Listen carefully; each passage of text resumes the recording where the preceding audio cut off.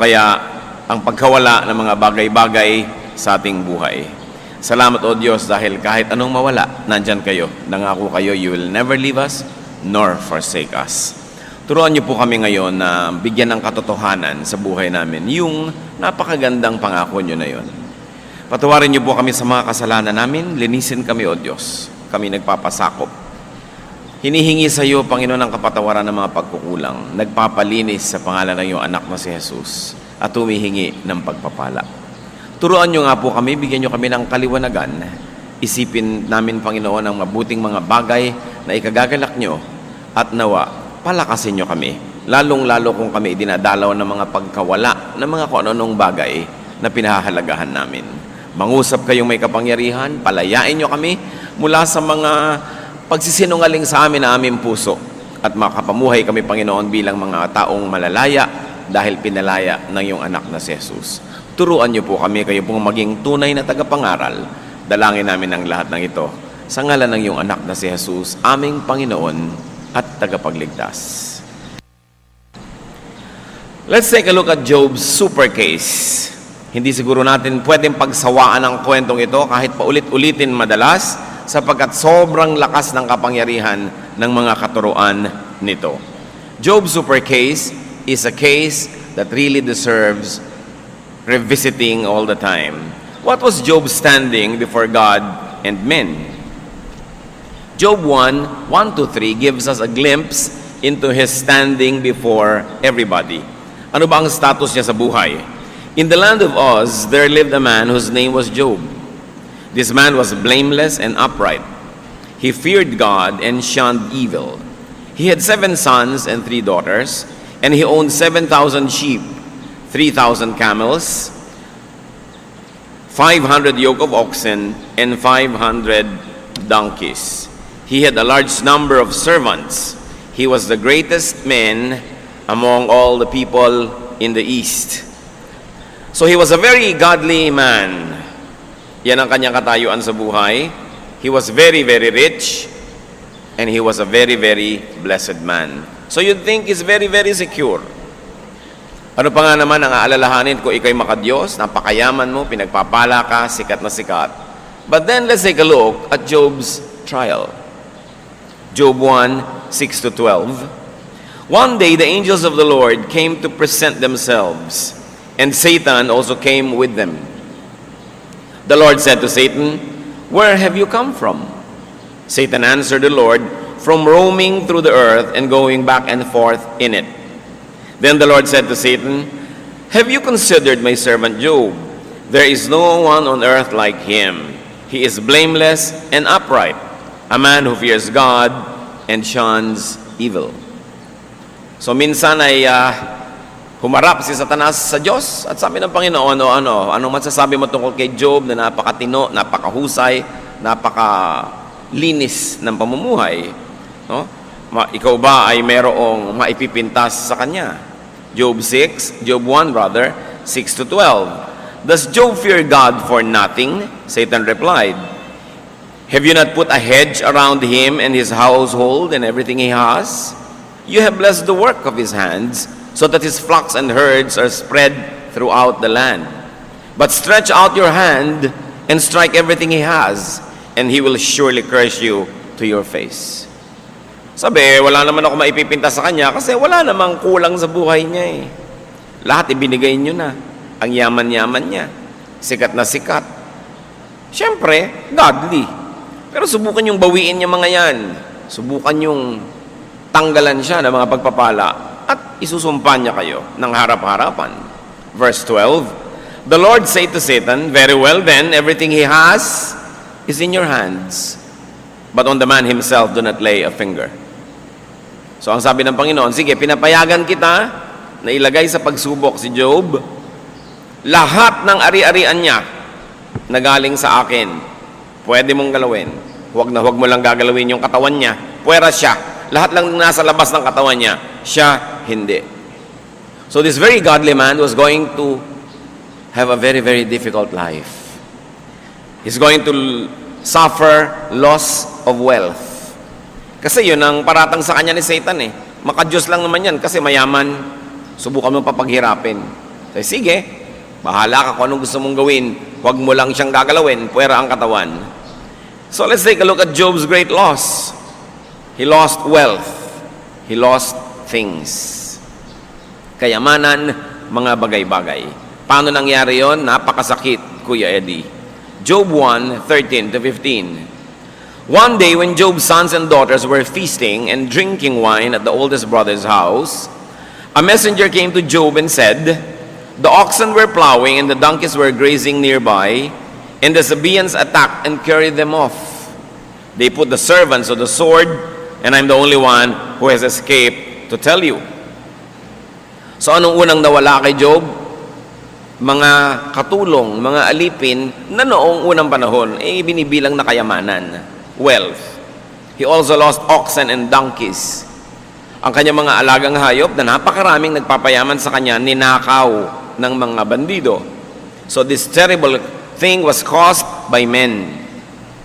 Mga tao ang dinaanan ng dilubyong ito, sila ang lumikha. Para bang bumagsak na ang langit kay Job, pero hindi pa yun sapat. Job 1:16, while he was still speaking, another messenger came and said, "The fire of God fell from the sky and burned up the sheep and the servants, and I am the only one who has escaped to tell you." Kung sa gawin doon ay ninakaw ang kanyang mga hayop at pinatay ang mga katulong, sa banda naman dito ay umulan ng apoy mula sa langit, natupok ang mga natitirang mga hayop doon at ang mga katulong na nag-aalaga ng mga hayop na yon. So there was another great loss of servants and sheep. They were burned up. This time not attributed to men by the witness, but he said, "Fire from heaven." Hindi na galing sa tao, galing na sa taas. It was not man-made. Pwede ka kasing mawalan galing sa tao, pwede kang mawalan galing sa taas. Job 1:17, parang hindi pa kasya ang mga problema na yon in one day. While he was still speaking, another messenger came and said, "The Chaldeans formed 3 raiding parties and swept down on your camels and carried them off. They put the servants to the sword, and I am the only one who has escaped to tell you." So far, sa dami-dami mga katulong ni Job, 3 lang ang natira at lahat sila'y dumating na may masamang balita. Malungkot na balita. Sinalakay naman sila ng iba na namang grupo, ninakaw ang mga kamelyo na kayamanan din. Nung araw, yung mga kamelyo parang kotse yan ngayon. Yung mga kamelyo, pan-transport, kayamanan. Sabi, ako lang po ang natira para maibalita ito sa inyo. There was another great loss of servants and camels. Hindi lang dumating ang problema kay Job, sapin-sapin, patong-patong. No? What was Job's reaction and attitude that showed his character? Siyempre, pag may dumadating sa atin, lumalabas ang tunay nating pagkatao. Job 1:20-22. At this Job got up and tore his robe and shaved his head. Then he fell to the ground in worship and said, "Naked I came from my mother's womb, and naked I will depart. The Lord gave, and the Lord has taken away. May the name of the Lord be praised." In all this, Job did not sin by charging God with wrongdoing. Pagkarami-raming kayamanan ang nawala sa loob ng isang araw, pagkarami-raming tauhan ang namatay sa loob ng isang araw, sabi ni Job, nagpahiram ang Diyos, bumawi, purihin siya, dahil nakahiram ako, kahit sandali. At sinabi sa Biblia, sa lahat ng yan, hindi siya nagkasala. Di niya sinisi ang Diyos. Hindi katulad ng marami sa atin, biglang sisisihin ang Diyos. Why, oh God? Why, oh why? Bakit? Bakit ako pa? Yun ang tanong natin What makes you better than your neighbor para sabihin, bakit ako pa? Bakit yung asawa ko pa? Bakit yung anak ko pa? Dapat nating suriin na lahat tayo ay nagkakasala sa Diyos. Balikan natin si Job. Anong ginawa niya? He mourned. Nagluksa. Nakakaluksa naman talaga yung nangyari. Alangan naman mag-party ka. Nalungkot. Inahit niya ang kanyang buhok. Nakalbo siya. Sinira niya yung kanyang damit bilang sagisag ng pagluluksa. Tapos nagpatira pa sa Diyos. He worshiped God. Hindi siya nag-worship noon bilang masayang tao. Nag-worship siya bilang isang nagluluksang tao. Mga kapatid, hindi lang po masaya ang nagwo-worship. Kahit ka malungkot, kahit ka nawalan, kahit ka naubusan, kahit ka nagluluksa, pagsamba pa rin sa Panginoon ang dapat gawin. Kaya napakaganda na kanyang kasaysayan na hindi natin pinagsasawa ang balik-balikan. Bakit niya nagawa yon? Na sa kabila ng lahat sumamba, he refreshed his memory that he never really owned anything. Importante yon. Nawalan kayo ng kwintas, nawalan kayo ng kotse, nawalan kayo ng bahay, alalahanin nyo nung bata pa kayo, yung pinakamalayong mababalikan ng inyong alaala, wala naman kayo ng kotse na yun wala naman kayo ng kwintas na yun, wala naman kayo ng ganung bahay o gamit. So, ibinigay lang sa inyo. Hindi dapat ipagtampo kung binawi. Mahalagang maalala na wala tayong pag-aari. Kaya sa wikang Tagalog, ang tawag sa property, ari-arian. Kunwari lang. Hindi talaga sa'yo. Napakalalim ng kultura natin tungkol sa ownership. Sa atin, hindi natin yan masyadong ina-emphasize. Kaya sa mga probinsya, may kudkurang ka ng nyog, wala, nasa kapitbahay. Nung tingnan mo, wala din doon, ipinahiram na niya sa kabilang baryo. Nung sinundan mo doon, nakarating na rin sa kabilang kalayo-layuan. Kasi hindi naman clear kung sino may-ari niyan Kaya sa ating original culture, hindi naman nagbabakod ang mga tao. Masagwan tingnan. Kasi parang ayaw mo magparaan. So pagka sa mga probinsya, magbabakod ka, nakakahiya yata sa mga kapitbahay natin. Yung mga kagandahang asal na nawawala na because of our urbanization and westernization. The Western concept of ownership, di ba? Pagka may silyang bakante, merong gustong umupo, ang sasabihin sa'yo, may nakaupo ba dyan? Sabi mo, meron. Kahit wala. Kasi nasa banyo pala. No? So sa atin kasi ang tao, espiritu, kahit nandun siya, nandito rin siya. Kaya may nakaupo. May nakaupo na ba? Alis ka naman. Sa English yon, hindi naman sasabihin, is somebody sitting there. Although ganun mag-English, yung mga Pilipino, ini-English yung Tagalog. Is somebody sitting there? No? Sa English talaga sabihin, is it taken? Sasabihin sa iyo, it's taken. May-ari. Kasi ang Western culture is a culture of ownership. Sa atin, is a culture of sharing. Kaya sa probinsya, may puno ka, maraming pumipitas. No? Pumipitas-pitas ka rin sa iba. Ngayon, nadala na natin yan hanggang sa modern time na yung sweldo nung nag-Saudi na kapitbahay mo, gusto mo rin pumitas. Na dapat naman, mag-observe ka na ng konting pag-iiba ng style. We don't own anything. Pinanganak ang hubad, walang-wala. At ang totoo niyan, mamamatay ka naman na talagang hubad. Kahit nakabarong Tagalog ka, gupit naman yung likod nun, hindi naman yun buo. Talagang hubad ka rin haharap sa Diyos. Anong ipinaalala ni Job sa kanyang sarili? That he never really owned anything, that God owned everything, that God gave and lent everything, and just took those things back. Diyos ang may-ari, ang nagbibigay, ang nagpapahiram ng lahat. At kung minamabuti niyang bawiin, magpasalamat ka, nakahiram ka, huwag kang sumama ang loob. Parang yung mga nangungutang na ayaw magbayad, pag nasingil masama loob, dapat ka magpasalamat, nakautang ka, at dapat kang magbayad. In all this, Job did not sin. Job did not blame God. Si Job yun. What about our case? Paano tayo? What is our standing before God? Sabi ng Diyos kay Satan, he is very upright in reference to Job. Tayo, sabi ng Romans 3:23, for all have sinned and fall short of the glory of God. Lahat nagkasala, lahat kapos. So kung ikukumpara kay Job, he had a greater status than we. Mas mataas ang kalagayan niya. At kung sa kanya ang taas-taas ng antas ng kabanalan nangyari yon, sa atin pa kaya hindi pwedeng mangyari. Now, what are the possible causes of loss today? Loss could be a trial, tulad ni Job. Trial kung banal ka, diba? Ang sinusubok lang, yung mga banal. James 1:12, blessed is the man who perseveres under trial, because when he has stood the test, he will receive the crown of life that God has promised to those who love Him. Pinagpapala daw yung sinusubok.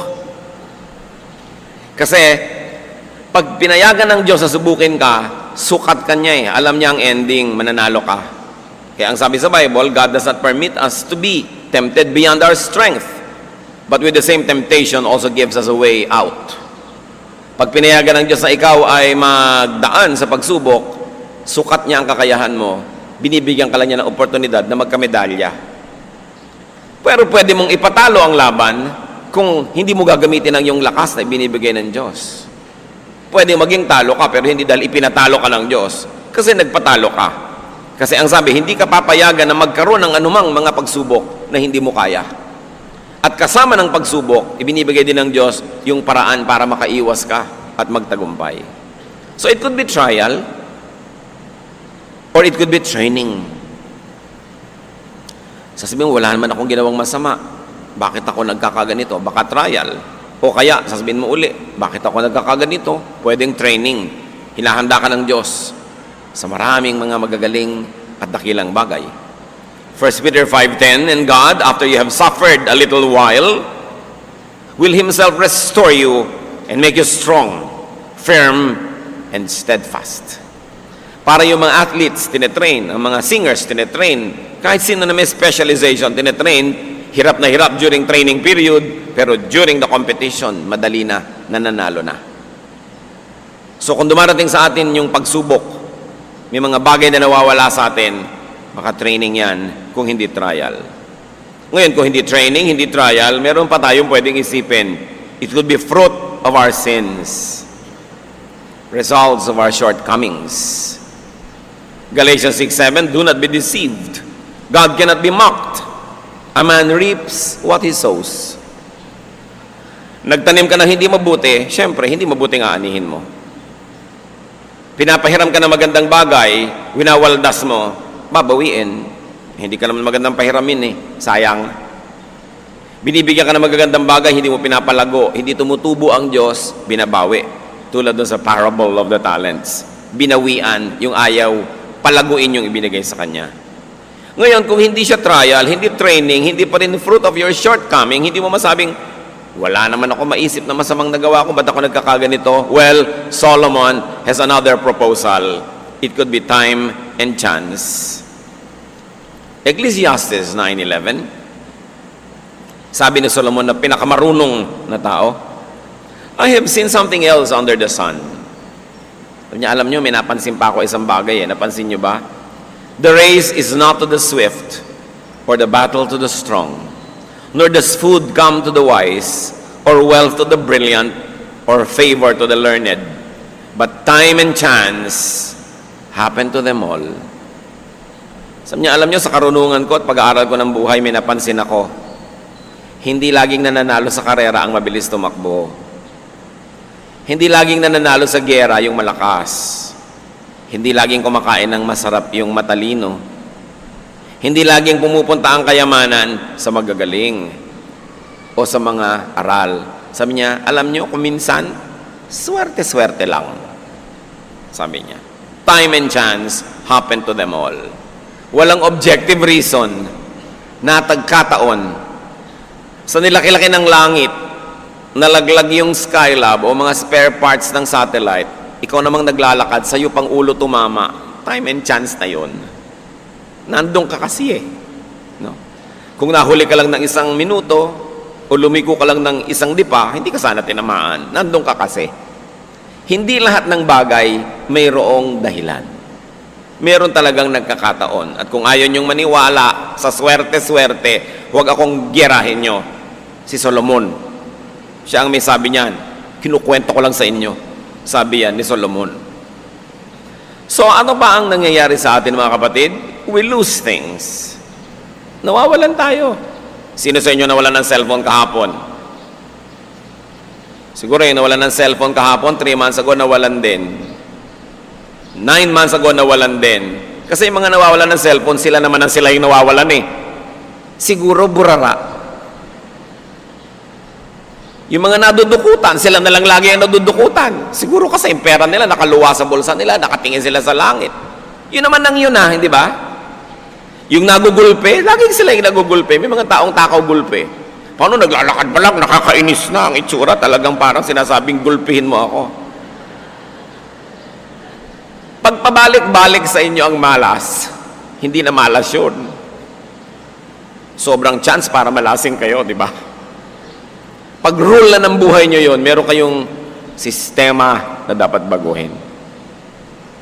Kung kayo laging nai-in-love, laging naniniwala sa mga kasinungalingan ng iniibig nyo, nakakapitong nobyo na kayo, yun at yun, hindi na malas ang tawag doon.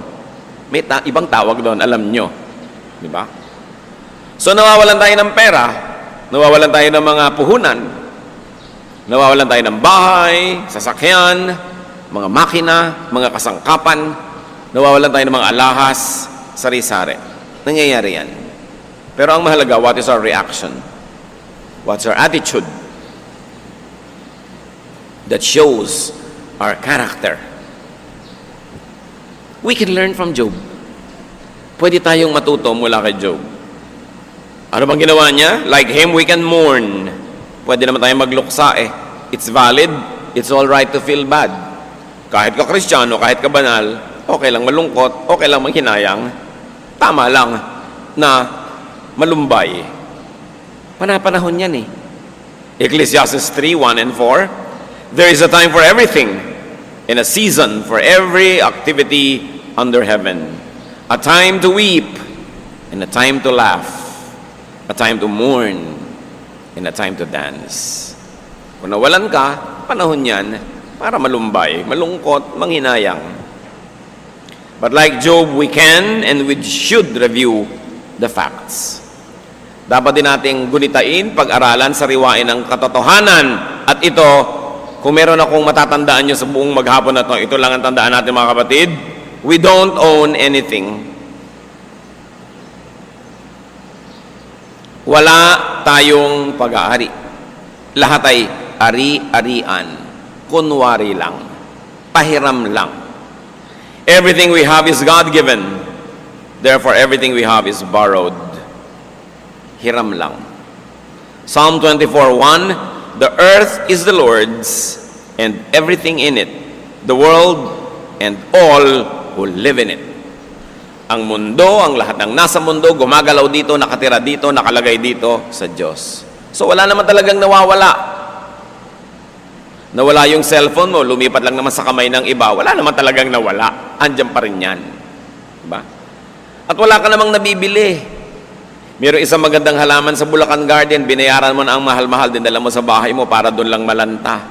Di ba? So, ano nangyayari? Wala namang nawala sa planeta, mula doon lumipat lang sa'yo. Nagpapalipat-lipat lang. But nothing is lost or gained in this world. So, dapat hindi tayo masyadong attached. Hindi ka masyadong in love. Kung meron tayong pangalawang dapat matandaan, one is, sabihin nyo nga sa katabi nyo, ano una? Sabi, ano? You don't own anything. Number 2, you cannot lose anything you never owned in the first place. Yun lang, pwede na kayo umuwi. Yun na yung mensahe. Wala tayong pag-aari, therefore, walang pwedeng mawala sa atin. Kasi paano mawawala sa'yo yung hindi naman sa'yo? So, ay, nawalan ako ng pera. Hindi ka nawalan ng pera, no? Pinanganak ka, wala ka ng dalang pera, eh. Hindi sa'yo yun, so hindi nawala. Okay? Walang nawala. Nawalan ako ng asawa. Bakit no, ipanganak ka ba? May asawa ka na. Hindi nawala. Hindi naman sa'yo, eh. Walang nawawala.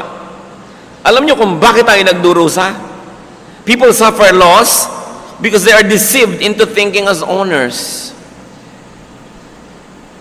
Nadadaya tayo ng mundo para mag-isip tayong tayo'y may-ari.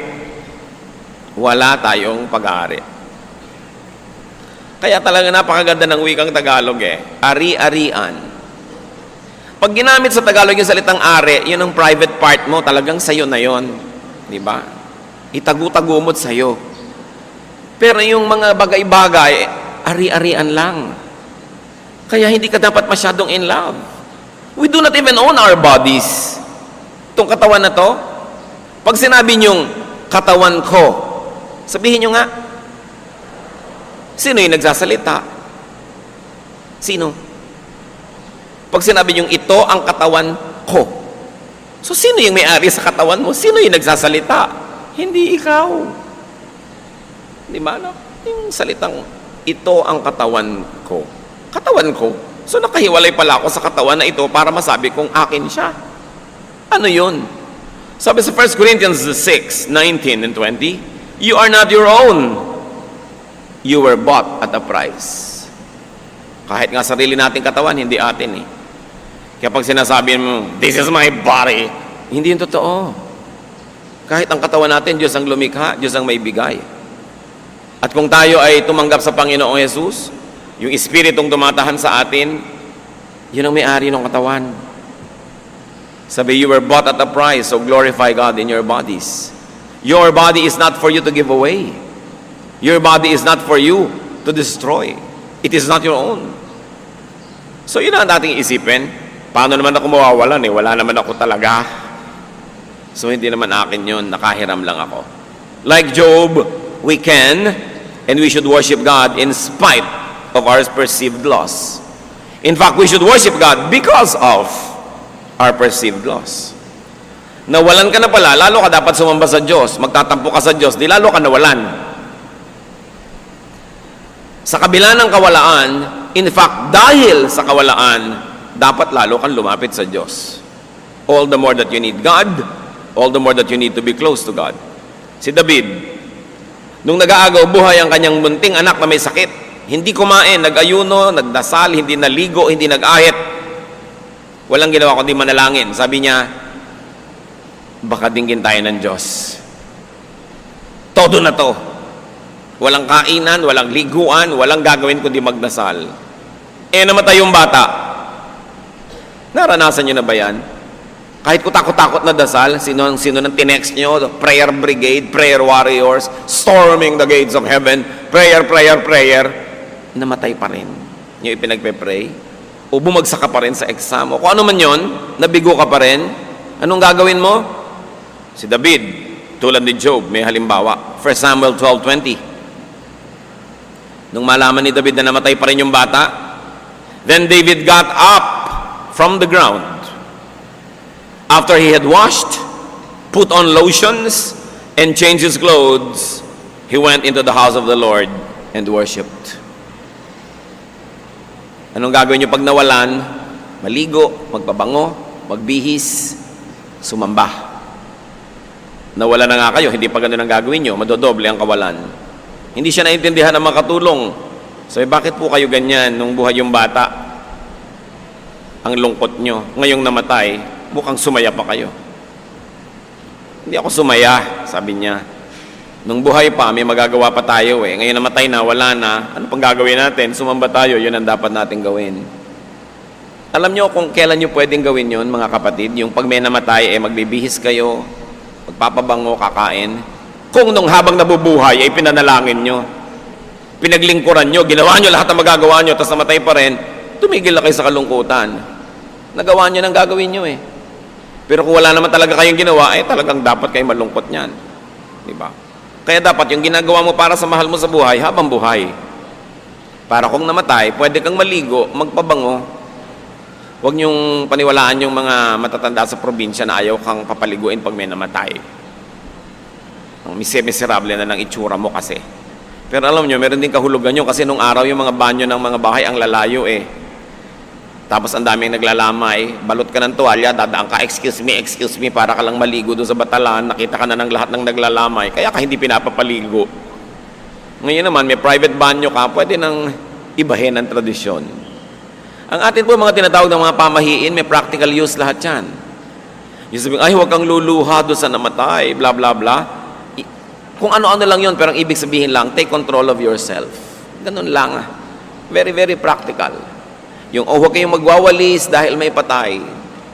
Kasi nga naman, hirap ka na, ang lungkot-lungkot mo na, ang dami-daming tao, dumudumi yung bahay, tapos ine-expect ka pa, linis ng linis. Doble hirap naman. Kaya tinotolerate ka na huwag maglinis, umiimbento ng mga bawal maglinis. Actually, ang tatalino ng mga tinatawag yung pamahiin, laging may practical use. But when the use no longer exists, then you can change the ways. So, itong si Job, namatay lahat ang katulong, namatay ang mga anak, at hindi pa yun ang topic natin, sa second service pa yun, yung mga anak. Ngayon, kayamanan pa lang. Okay? Nawala ang lahat-lahat. Alam niyo, sabi ng kanyang asawa sa Job 2, 9 to 10, his wife said to him, "Are you still holding on to your integrity? Curse God and die." Pagbihira namang asawa to, kaya pala hindi kasama sa kinuha ni Satanas. Kakampi. Sabi, ano ka ba? Namewang yung asawa. Worship ka pa na worship dyan eh. Naghirap na nga tayo dito.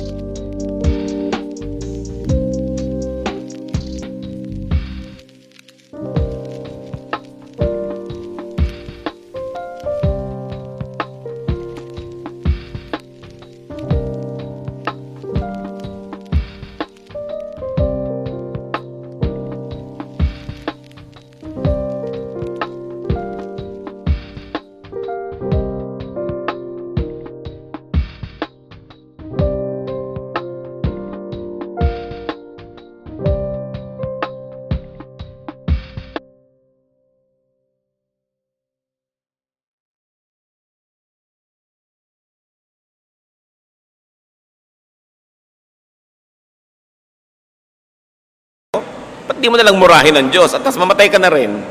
Kaya itinira ni Satanas, kakampi sa pagpaparusa kay Job. Verse 10, he replied, "You are talking like a foolish woman. Shall we accept good from God and not trouble?" O nga naman. Pambira ka, di ka magpakatalino. Pipiliin lang ba natin na tatanggapin natin sa Diyos? Kung anong gusto niya ibigay, yun ang tatanggapin natin. So the lesson from Job, accept whatever God gives you. Tanggapin mo kung anong binibigay sa'yo, o kaya tanggapin mo kung anong binabawi sa'yo. Hindi naman pwede magkamali ang Diyos. Like Job, do not sin.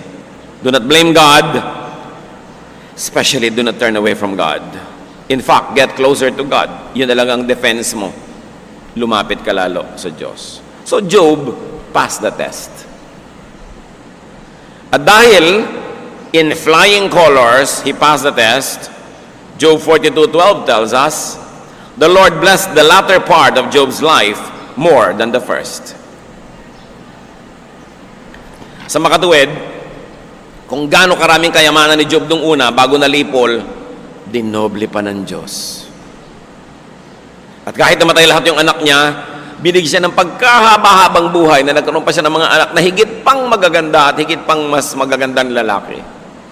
Job 42:16-17, after this, Job lived 140 years. He saw his children and their children to the 4th generation, and so he died old and full of years. Hindi siya 140 years old, mga kapatid, ha? After everything happened, he lived an additional 140 years. Gusto nyo yun? Naku, mahihirapan ang mga dermatologist sa inyo niyan. Pero, pwede. Kasi, walang imposible sa Diyos.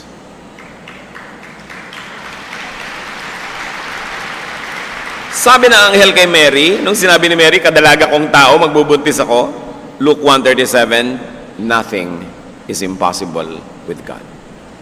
Mga kapatid, kung meron sa ating nakaranas ng yumaman, tapos naghihirap uli, pwede kayong yumaman uli? Si Job nga eh. Nawalan kayo ng asawa, pwede kayong magkaroon muli, lalo't namatay na siya. No? Nawalan kayo ng pag-ibig, pwede magkaroon muli, muling buksan ang puso. No? Nawalan kayo ng mga bagay-bagay, nalugi kayo sa negosyo, pwede pa kayong bumangon. Bakit? Kasi yung Diyos ni Job, Diyos niya rin eh. Pwede. Pwede tayong makabangon muli.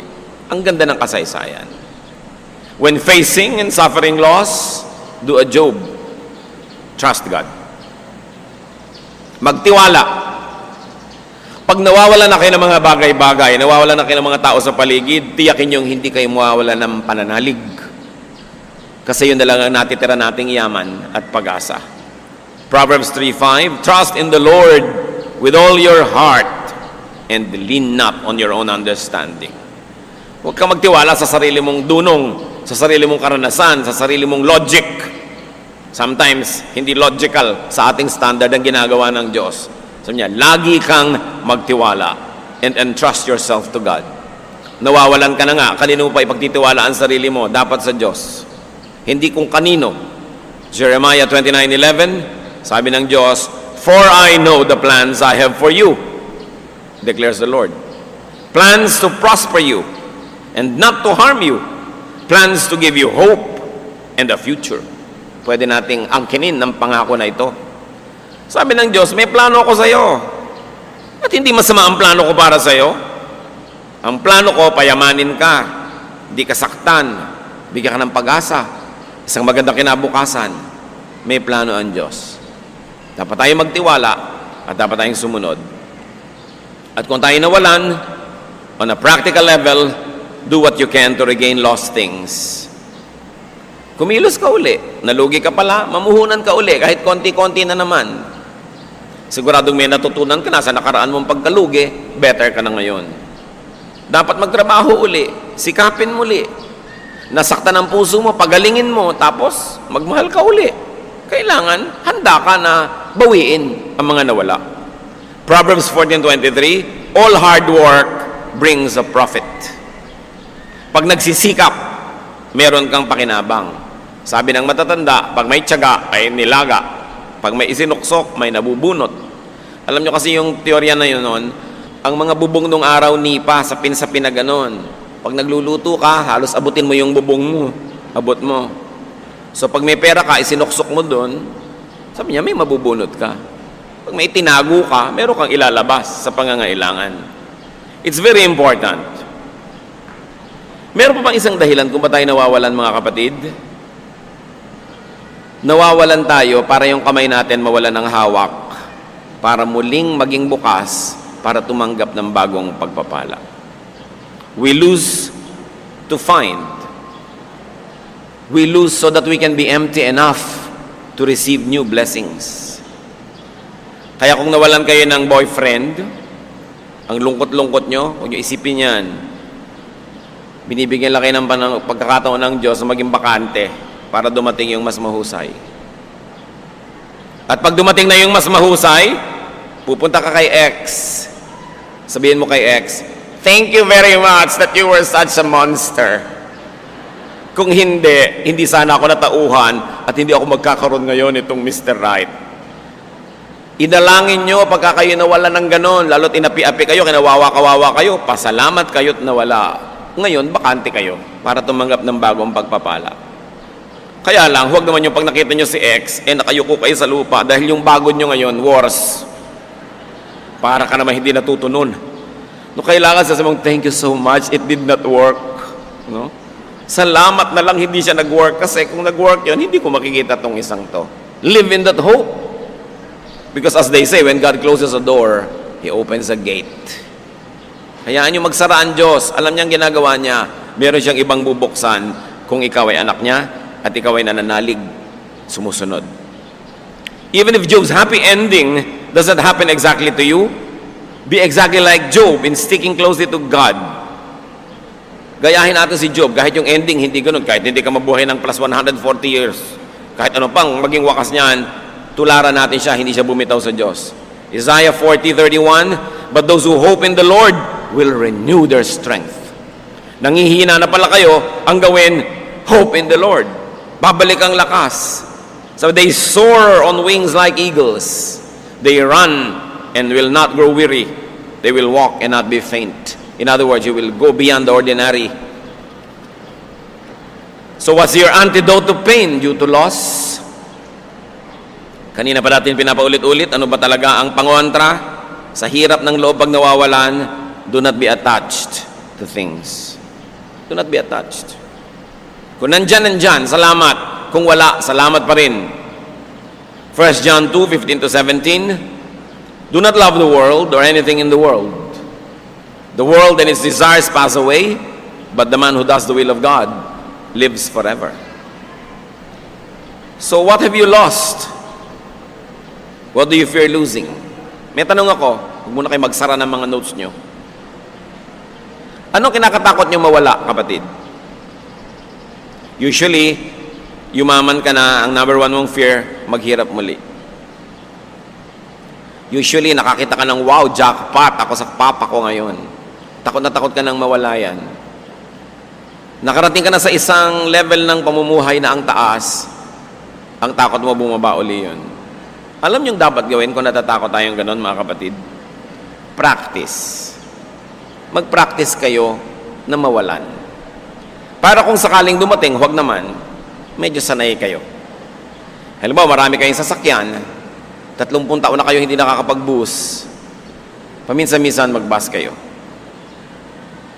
Ang dami-dami yung pera, nabibili nyo lahat ang kakainin nyo, paminsan-minsan, sasabihin nyo sa inyong bahay, "Oh, today we're going to live on a wage earner's budget."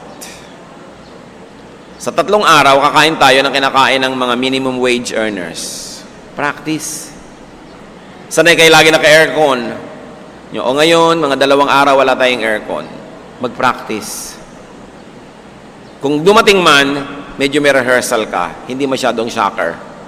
At kung hindi dumating, na sana'y wag, nada mamumuli kung paano mahirapan, at kung ganon bumubukas ang iyong puso sa mga nakapaligid sa iyong nandun pa sa hirap.